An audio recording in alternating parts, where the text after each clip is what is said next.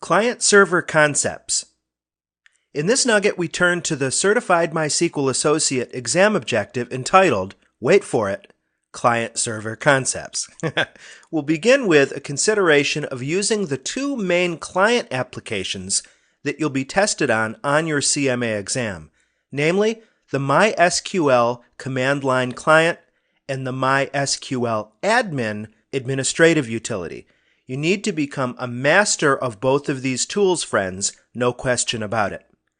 We're going to fire those tools up, and I'm going to give you all of the skinny on how to get online help with both of those tools.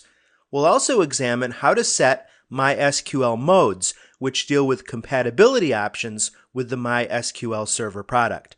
Let's get to work. There's a lot to learn here. The MySQL Client Program. As previously mentioned, all of the MySQL 5 certification exams include simulation items besides the traditional multiple choice items. Therefore, you need to demonstrate your competency using the core administrative tools that come with MySQL Server. The core one is this MySQL Client. First thing you're going to notice about this tool, and if you watched the previous nugget, you already know this, is that the MySQL Client is a command line utility. Those of you, like myself, quite frankly, who grew up in a mixed command line and Windows graphical environment may be initially a little bit put off or intimidated by the lack of a graphical user interface. Take heart, though. There are GUI tools available directly from MySQL.com, and there's also plenty of third-party development if you're so interested. Some leading products in the MySQL graphical user interface administration space include products like Navicat for MySQL and Toad for MySQL. Those are a couple products you might be interested in. But I just say that off to the side. There's a couple really important reasons for us mastering the MySQL client.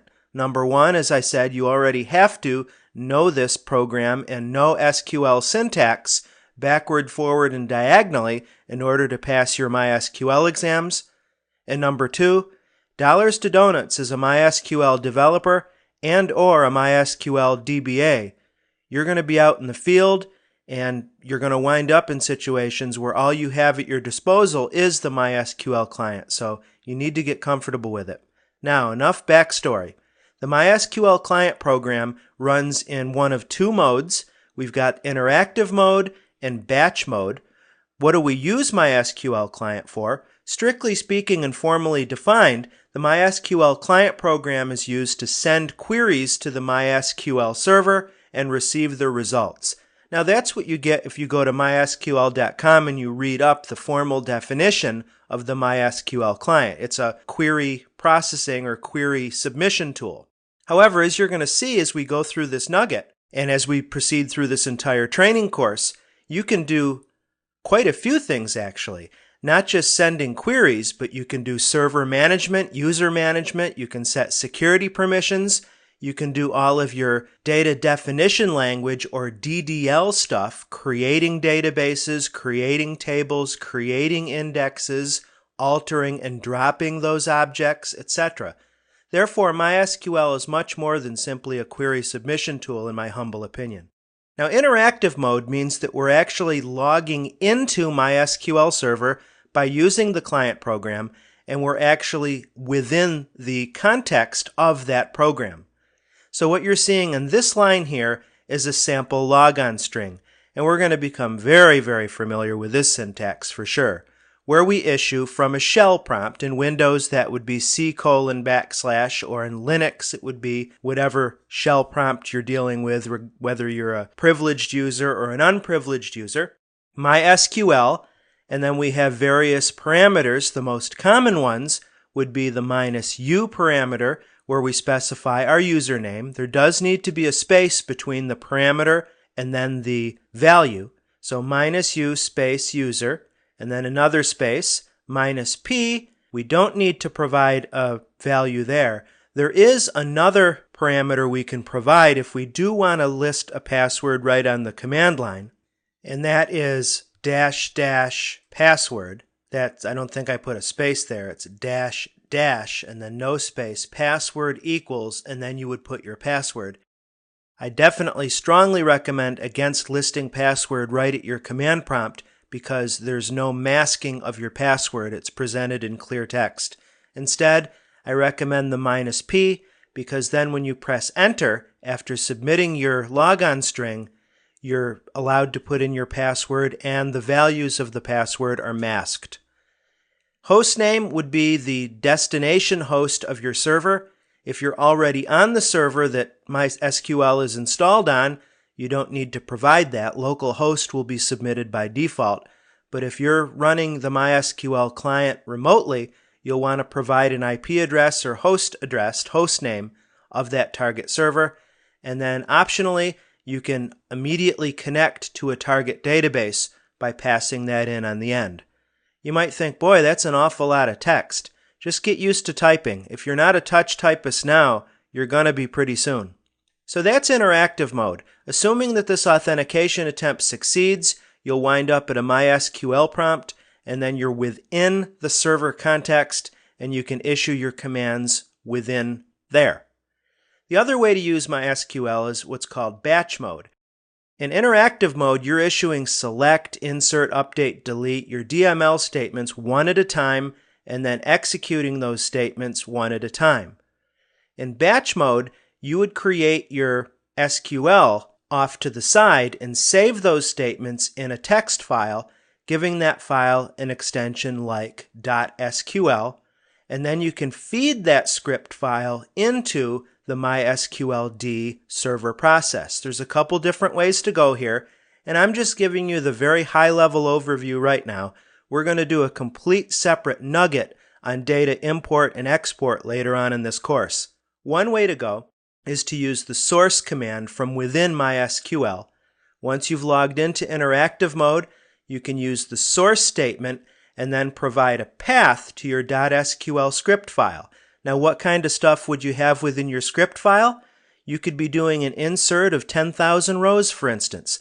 How would you like to put in those inserts one at a time in interactive mode? I don't think so.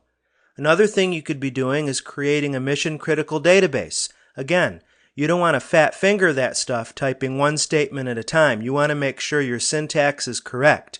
And if you work in an agile shop, or if you're governed by, if you've heard of ITIL, the IT Infrastructure Library, you're doing code reviews and everybody's looking at each other's code before you're actually executing statements on your production servers. You want to make sure that you cross your T's and dot your I's before any statements are actually committed in a database. Therefore, using script files and working in batch mode may be a safer way to go for your environment. This line here that I kind of squeezed in, I'm sorry about the font being so small, is where you can, from a shell prompt, from your C prompt in Windows or just your shell prompt in Linux, type MySQL, database name, >, and then feed in a path to your SQL file.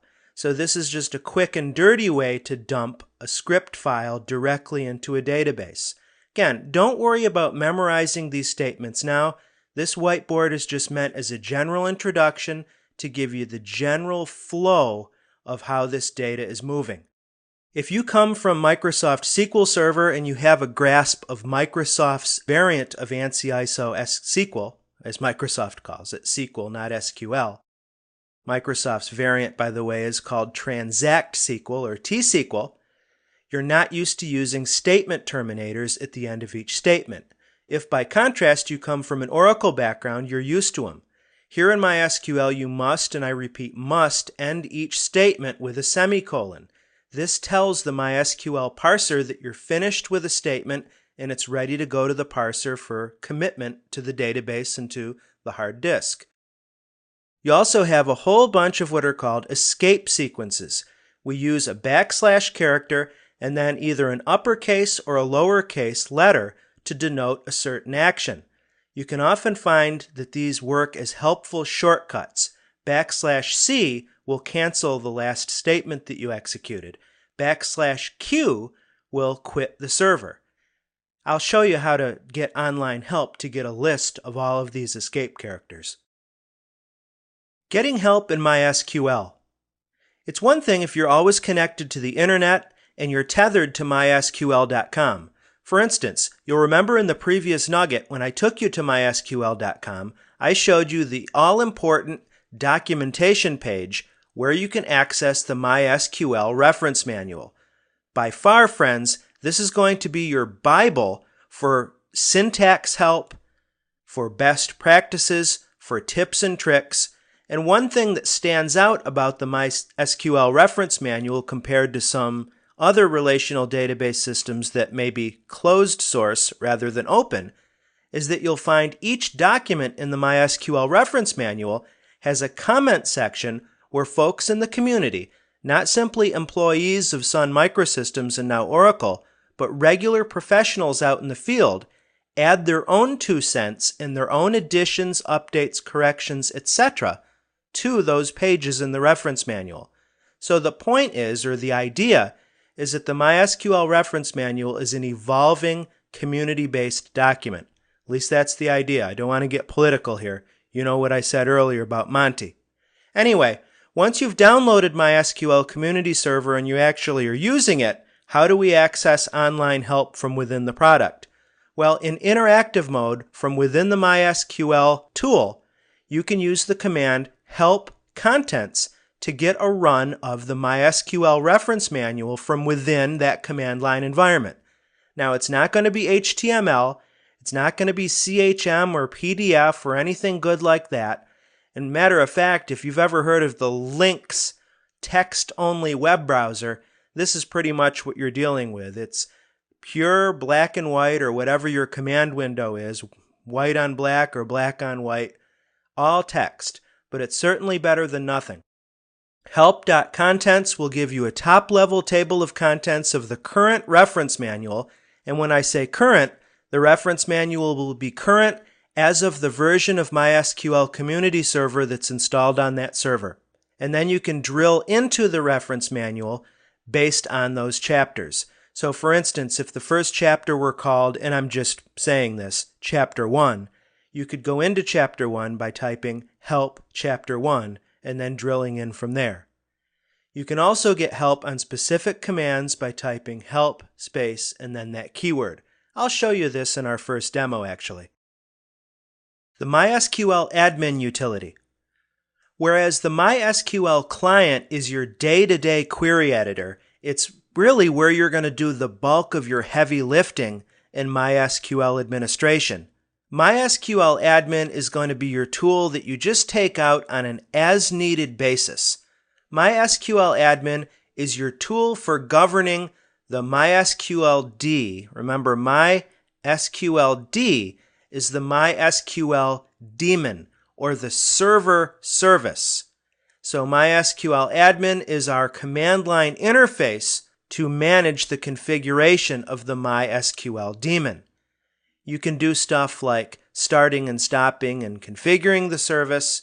You can do some monitoring and troubleshooting, user account administration, and so forth.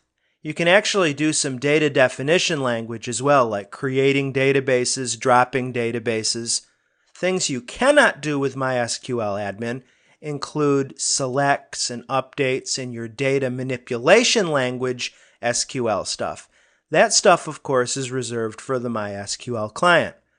Once again, we're faced with the opportunity to select the right tool for the right job. The syntax for MySQL Admin is fairly terse.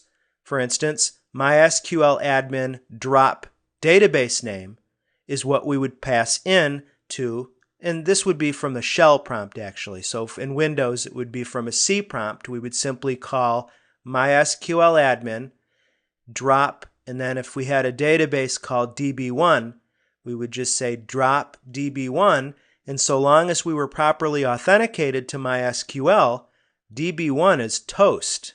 You see what I'm saying?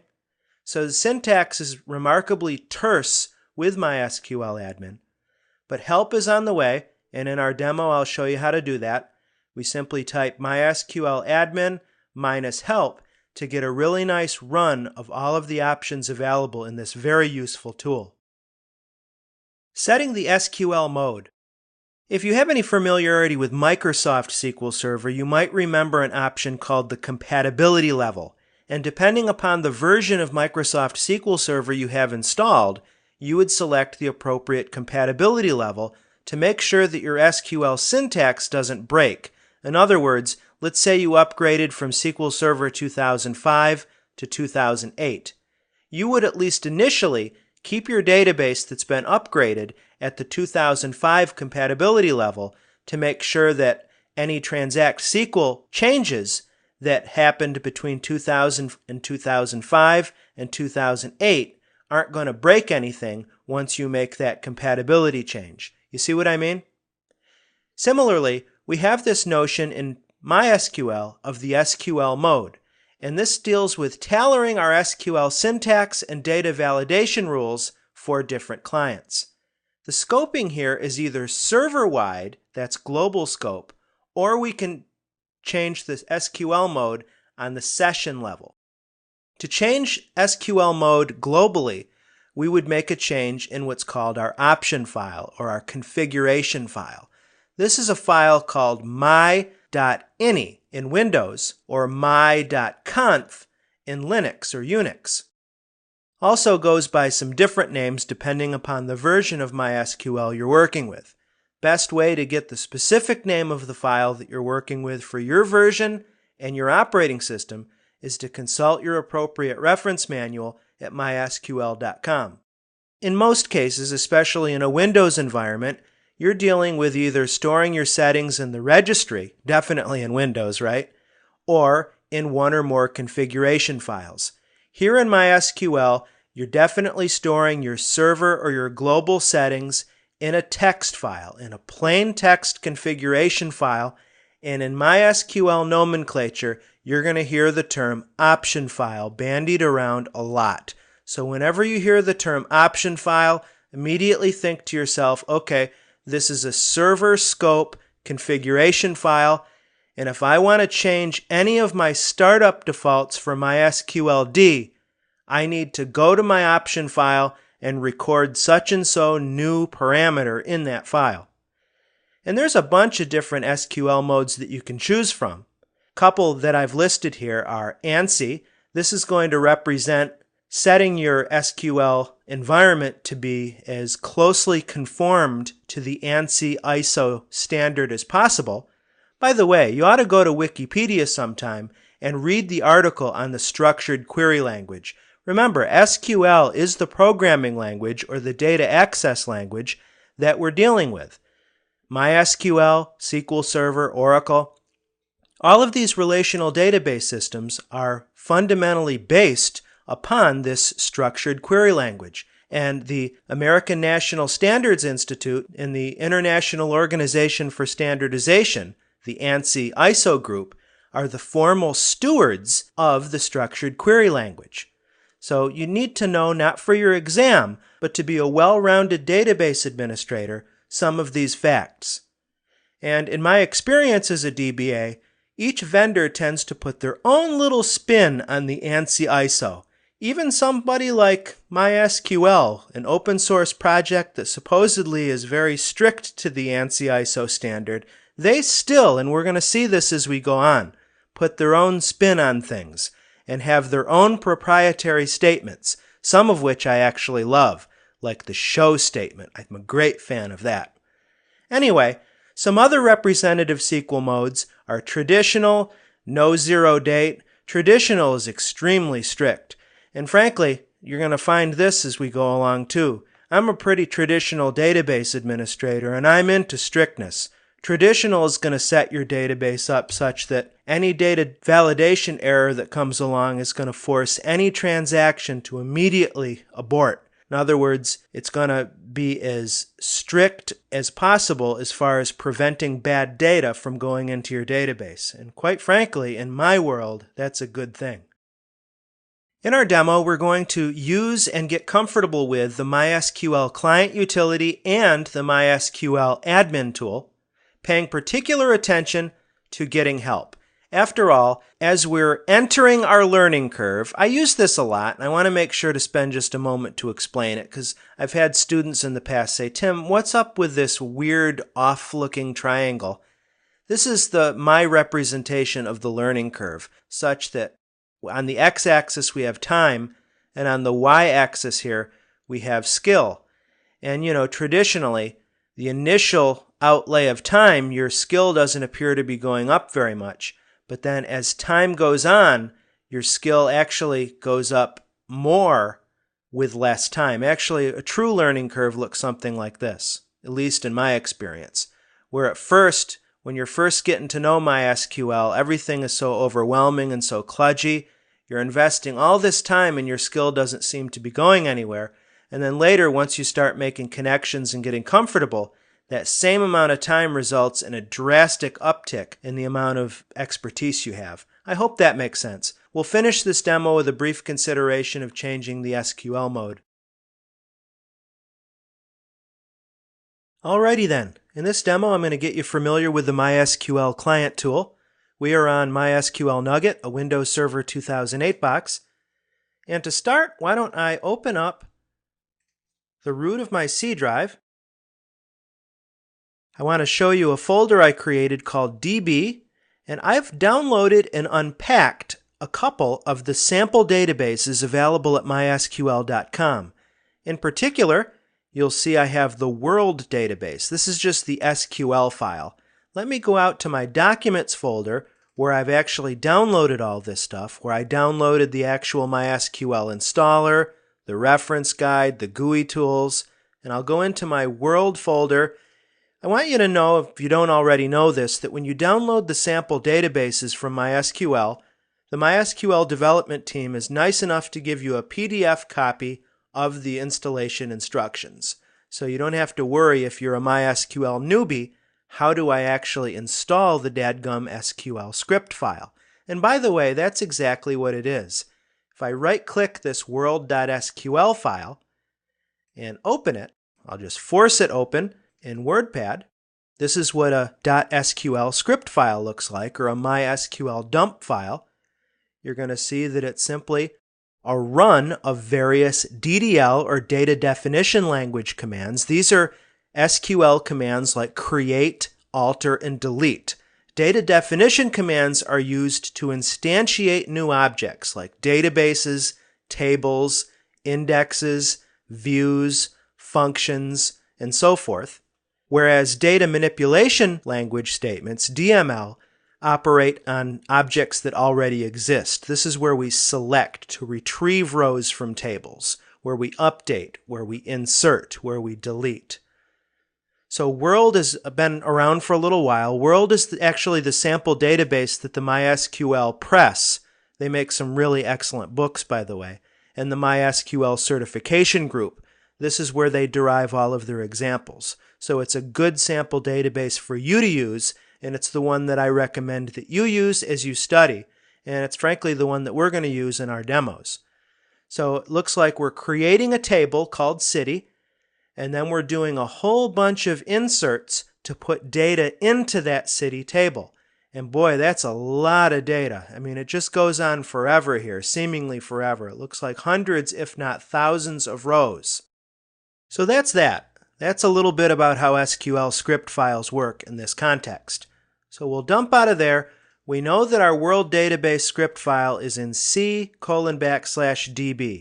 So with no muss, no fuss, no greasy aftertaste, I'll right-click my command prompt, choose Run as Administrator, and because I already know that my MySQL program is in my system path, I can immediately log in. Now that we're at an elevated command prompt, we can start the MySQL Client utility. I'll type MySQL u root. Now, we're not going to be concerned with other user accounts at the associate level. In a future Nugget series that I'll be doing on the Database Administrator or DBA exams, we'll be very much concerned with security and user accounts. But in this particular product, at the associate level, we're constraining ourselves only to the exam objectives, and our exam objectives aren't concerned with security. So we're going to be logging in as root exclusively in this product. We're not going to type our password on the command line, so we'll just provide P for privacy. And optionally, I could just press enter here and be fine. But I want you to know that if we were logging onto a remote MySQL server, we could provide the H flag and then an IP address, or a host name if we were using DNS or hosts files. I happen to know that this server is listening at IP address 10.0.0.1, so I'm okay with that. I'll provide my password, and I'm in. Welcome to the MySQL Monitor. Commands end with a semicolon, or there's our first escape character, \g. Okay. Type help, or again, another escape character, \h for help. Type \c to clear the current input. So we're already seeing lots of references to these escape characters. It's just as easy as using that escape character to be done. So in other words, \h, and we get ourselves our first help screen. Now this \h, or just typing help, let me try that, gives us the same output, gives us an alphabetized list of what are called our MySQL console commands or text commands. And we've got clear or \c that clears the current input statement. Others that I use a lot are this ego command or \g. This displays the results vertically. This can be awfully helpful when you're doing select statements that give you table results with lots of columns. Because as you see here, a command prompt window isn't very wide. A command prompt window in general is not the best place to see a row set, as we're going to see as we go along. So \, and that's capital G, these are case-sensitive escape characters. You can also use these words, by the way. \q for quit is helpful. You can change your prompt. There's status, \s, or we can just type status. Status is pretty cool, actually. It tells us our connection ID. It tells us the currently logged on user. It tells us the server version, the protocol version, the connection, whether we're using TCP/IP or pipes. It tells us our character set and the server uptime, the port. Pretty cool. I like that. Again, \h for help. Okay, onward and upward. The deal with creating the world sample database, there's actually 2 steps to doing this. First step is actually creating an empty database. We have to be logged in with the privileges to create that database. Because we're root, we're a super user, we don't have to worry about permissions. I'm going to use the create database command and create a database, an empty one called world. Again, we're going to deal with the create database statement later, so take it on faith. What I'm doing here is correct syntax. Query OK, 1 row affected. Now how can we prove that that database has been created?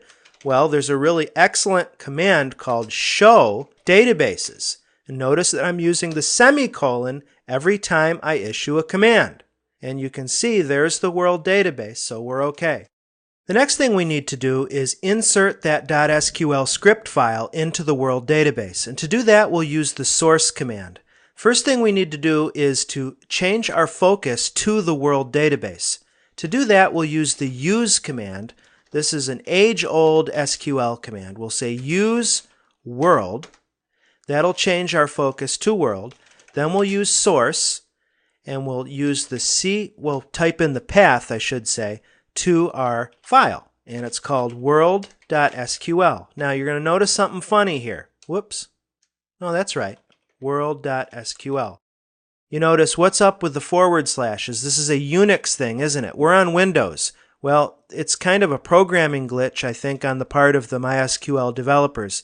Even though we're on Windows, when you use source, you have to use forward slashes instead of backslashes when you provide your path.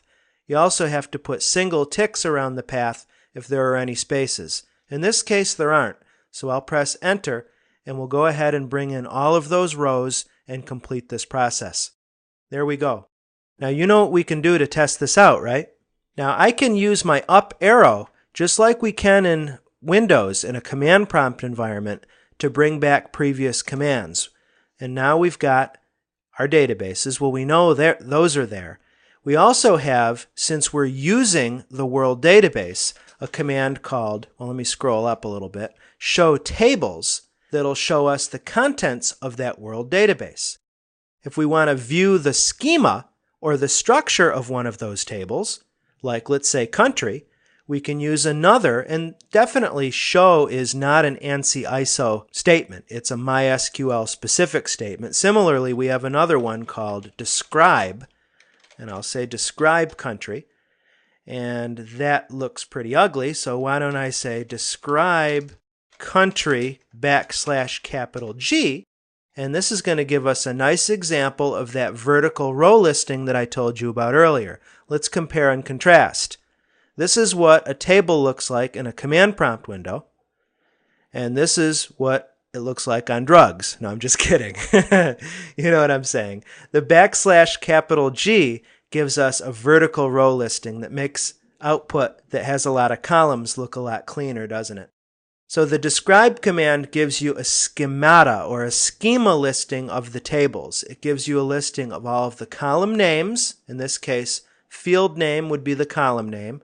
The data type for that column, in this case code is char3, whether nulls are allowed, in this case it would be no, what kind of constraint, primary key, foreign key, and so on, whether there's a default value associated with that field or column, and then if there's any extra notation. You see? So describe is an awfully useful command to be aware of. Alrighty then, so it looks like we've brought in the world database, so we'll quit CLS to clear our screen. You'll recall that the other way to get help within MySQL Client is to use the help command proper. That is to say, we can type help contents to bring up the MySQL reference manual for the currently installed version of MySQL Server. So that at the root level, we have account management, administration, compound statements. Well, I'm not going to read the rest of these, but as you see here, we have the top level table of contents from that reference manual. So let's say we were working with named or explicit transactions and we needed to get a refresher on the syntax for how to do that. Well, we see here that at the top level TOC, there's a subhead called transactions. We can type help transactions to delve into that section, and then within transactions, we have subheads, isolation, lock, save point, and there's what we want, start transaction. I can type help, start transaction. Now you notice that this help syntax is not case sensitive. Finally, we get to our article, and this gives us a description of the syntax of the command in question, and then we have a nice description of the command itself. Finally, we have a URL to where the page in the current version reference manual exists. Pretty nifty, huh? We'll quit MySQL, CLS to clear our screen, and next stop, the MySQL Admin tool. Okay, as you know, the MySQL Admin tool is the command line interface to the MySQL D server daemon, and it's not an interactive tool that you can get into and stay in until you quit it. In other words, you use one run of MySQL Admin, and then you're back to the shell prompt, and then you invoke it again and again and again on an as-needed basis. First tool, or first way I'd like to use MySQL Admin is to test whether or not the server is up and running. One very nice use of MySQL Admin is to ping a remote server to test whether the MySQL daemon is up and running. Here we're not pinging the server itself, but actually we're pinging the MySQL D. Let's type MySQL Admin. We do have to authenticate.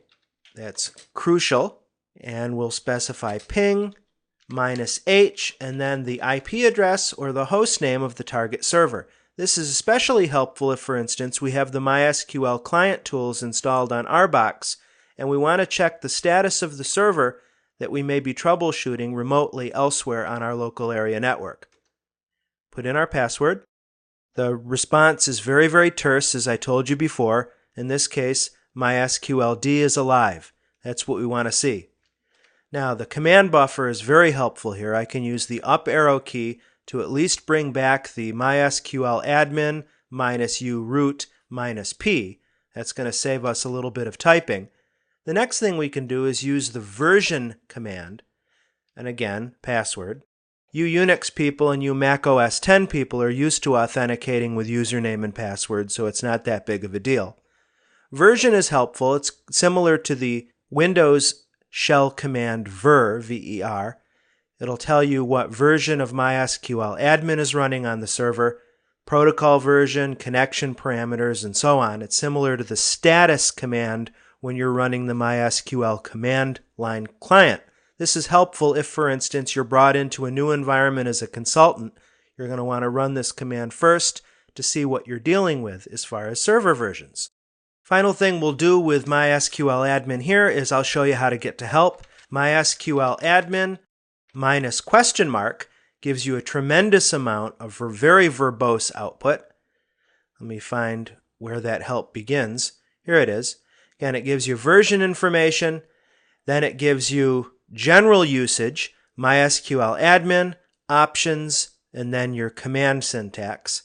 First we see our options. You notice that the option syntax uses either a single minus and then a character, or you'll see minus minus, and then you'll see a compound character nomenclature. Get used to that. It takes a little bit of getting used to. So there's dash dash, and then when there's multiple words, the words are linked with a single dash. For instance, dash dash debug check. And a lot of times it would be something like dash dash debug dash check equals 0 or equals 1 or equals yes, equals no, and that entire string would not have any passwords in it. Or excuse me, not have any spaces in it. I was looking here at password.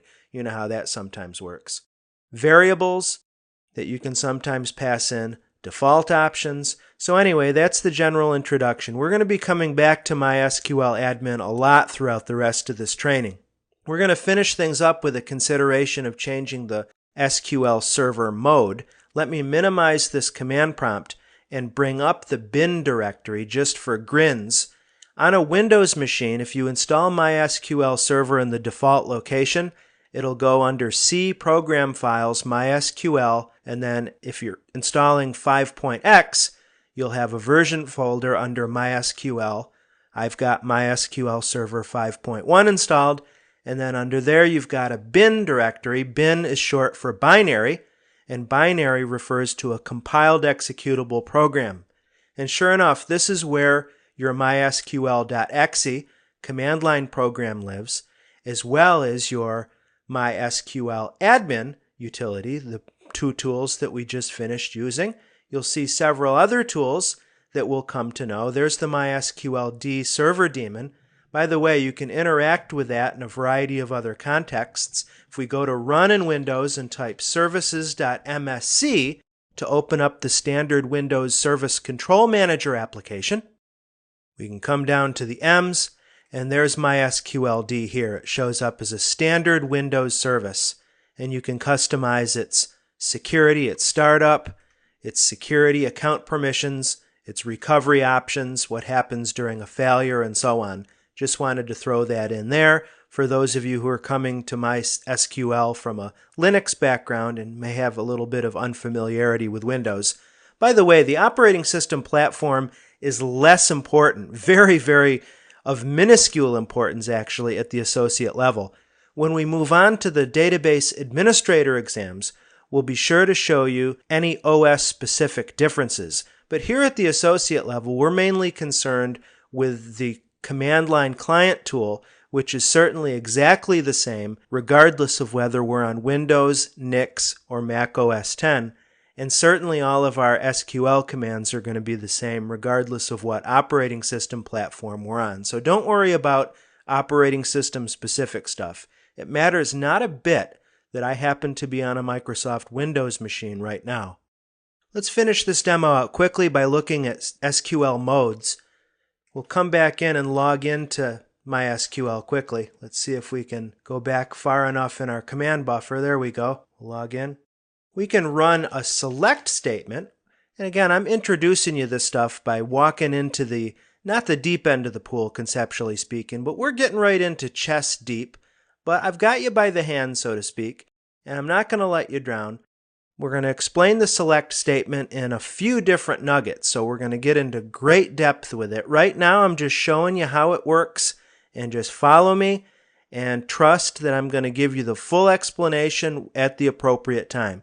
But right now, if we want to know what SQL mode the server is currently running in, we can use the select statement and query against what's called a system or global variable called @SQL underscore mode.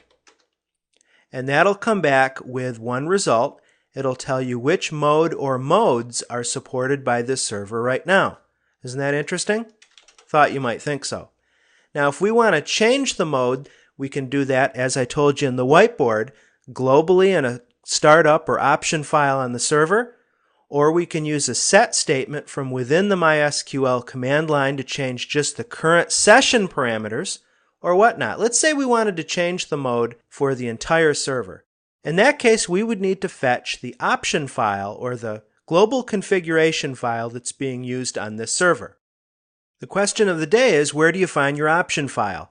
As it happens, depending upon the MySQL version and your operating system, the file, which is called my.ini on Windows or my.cnf on Unix operating systems, the location is going to vary.